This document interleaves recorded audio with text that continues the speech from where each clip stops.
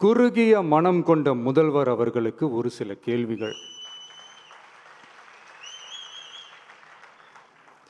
உச்சநீதிமன்றத்தில், அதாவது 13/10/2025 அன்னைக்கு உச்சநீதிமன்றத்தில் நடந்த அந்த விவாதங்களை வைத்தும் வந்த உத்தரவுகளை வைத்தும் இந்த கேள்விகள்.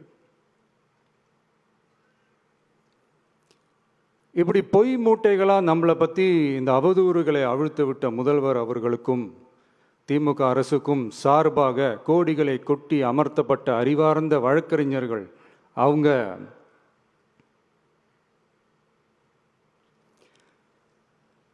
இந்த கபட நாடக திமுக அரசோட தில்லுமுல்லுகளை தாங்கி பிடிக்க இயலாமல் உச்ச நீதிமன்றத்தில் திக்கு திணறி நின்றது முதல்வர் அவர்களுக்கு மறந்துவிட்டதா?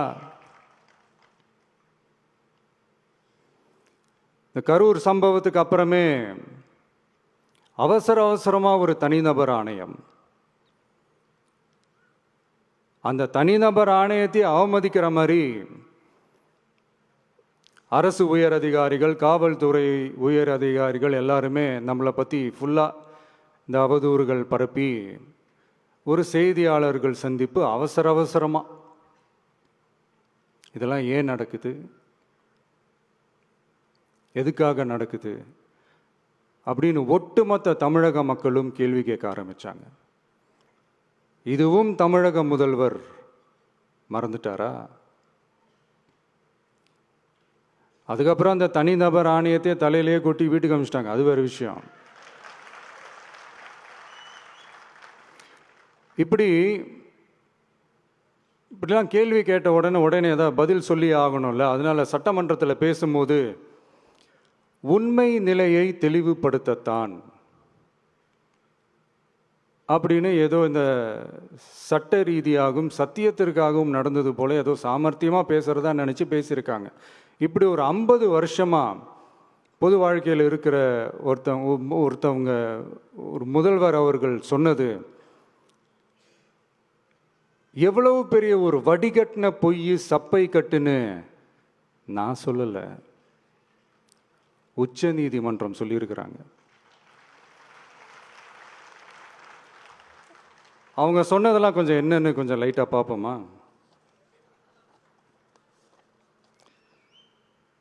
The comments which have been made before the media by the top officers of the police department may create doubt in the minds of the citizenry on impartiality and fair investigation. The faith and trust of the general public on the process of investigation must be restored in the criminal justice system. அதாவது அரசு காவல் உயர் அதிகாரிகள் ஊடகங்களிடம் பேசியது என்பது பொதுமக்களிடையே நியாயமான விசாரணை நடக்குமா என்ற சந்தேகத்தை ஏற்படுத்தக்கூடும் என்றும்,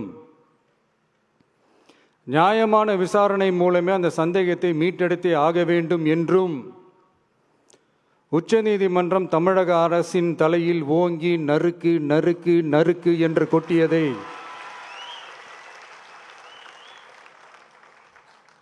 முதல்வர் அவர்கள் மறந்துட்டாரா?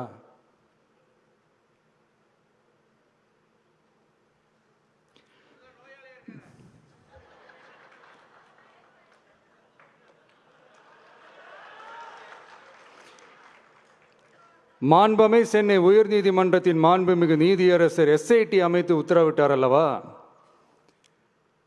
அந்த உத்தரவை ஏதோ சட்டத்தின் மீதும் நீதி பரிபாலனத்தின் மீதும் மரியாதை கொண்டவர்கள் போல ஒரு நாடகத்தனமான கொண்டாட்டத்தை திமுகவிற்கு ஒத்து ஊதுவோரும் நடத்தி கூத்தாடி குதூளித்தனர் அல்லவா?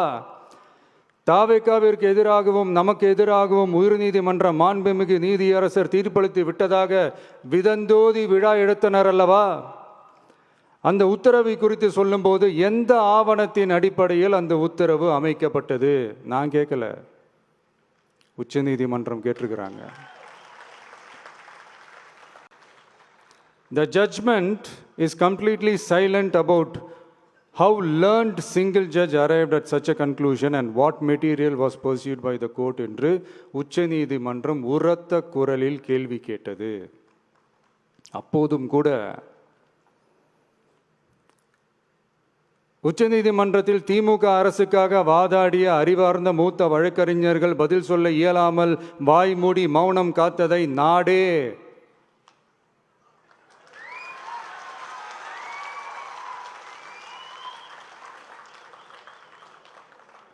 பார்த்ததல்லவா? இதையும் முதல்வர் அவர்கள் மறந்துட்டாரா?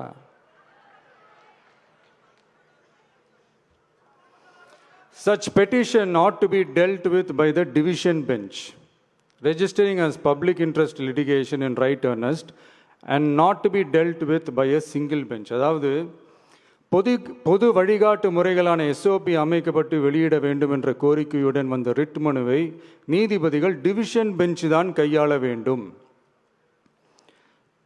தனி நீதிபதி பெஞ்ச் கையாளக்கூடாது என்றும் உச்சநீதிமன்றம் சொன்னதல்லவா? அது மட்டுமா, கோரிக்கையே இல்லாமல் எஸ்ஐடி அமைக்கப்பட்டது எந்த வகையில் சரி என்றும் கேள்வி எழுப்பியது உச்சநீதிமன்றம். இது எல்லாமே அறியாமலோ இல்லை அறியாதது போலவோ உச்சபட்ச அதிகார மயக்கத்தில் இருந்து பேசினாரோ முதல்வர் அவர்கள்? மனிதாபிமானம், அரசியல் அறம், மாண்பு இதெல்லாம் எதுவுமே இல்லாமல் வெறும் பேச்சில் மட்டுமே பேசிக்கிட்டு அரசியல் ஆதாயம் தேடுற ஆட்டத்தை ஆடத் தொடங்கிவிட்டார் முதல்வர் அவர்கள்.